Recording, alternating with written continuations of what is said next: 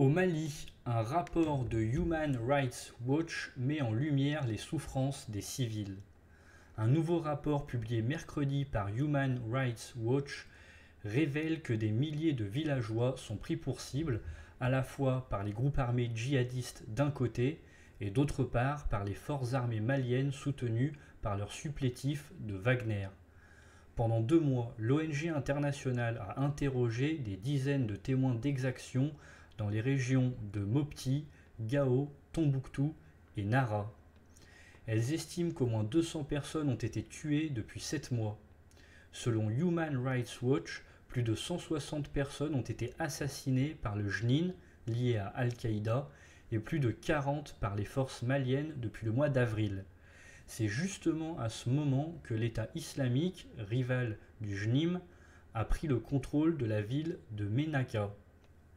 C'est en avril que l'État islamique a pris le contrôle de la localité de Tidermen et de la quasi-totalité de la région de Ménaka, et depuis lors, la sécurité dans la région de Ménaka et de Gao s'est fortement détériorée, explique Ilaria Allegrosi, chercheuse senior chez Human Rights Watch.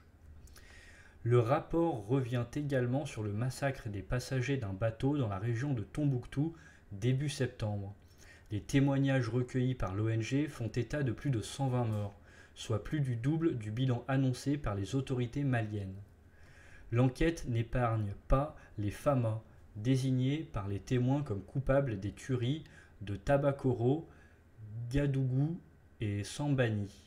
Dans ce dernier village, les récits accusent les éléments de Wagner d'avoir soutenu la torture et l'exécution de 17 habitants.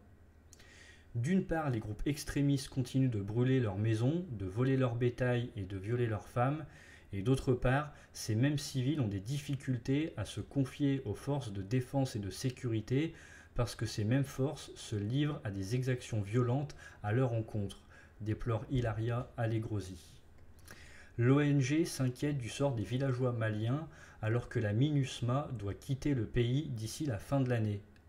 Le projet ACLED, spécialisé dans la collecte d'informations sur les zones de conflit, constate qu'entre janvier et août 2023, les violences contre les civils maliens ont augmenté de 38% par rapport à l'année précédente. Merci à tous et à toutes d'avoir suivi cette vidéo. N'hésitez pas à me dire ce que vous en pensez dans la section commentaires, à partager, à liker, à vous abonner à la chaîne YouTube si vous appréciez les vidéos et que vous souhaitez me soutenir, à activer la cloche des notifications pour être au courant de chaque nouvelle vidéo. Bonne soirée ou bonne journée à tous et à toutes. À la prochaine.